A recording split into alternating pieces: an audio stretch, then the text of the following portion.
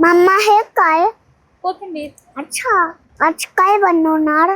मटण korma. Wow, आज माझी mamma mutton korma बनवणार आहे. मागच्या वेळेस मी कोथिंबीर आणि पुदिना लावला आहे. तो इतका छान हिरवागार असा आला आहे. तो मी आता रेसिपीसाठी वापरणार आहे. गावरान पद्धतीने खडा मसाल्याची पावडर करणं हे मला पहिल्यापासून खूप आवडतं, कारण त्याचा सुगंध फ्लेवर खूप छान येतो. 1 चमचा मीठ टाकून खड्या मसाल्याची पावडर करून घेऊया. काजूची बारीक पावडर करून घेणार आहे. याची हिरवी पेस्ट करून घ्यायची आहे. अर्धा किलो मटण घेतलं आहे. त्याच्यावर मीठ टाकूया.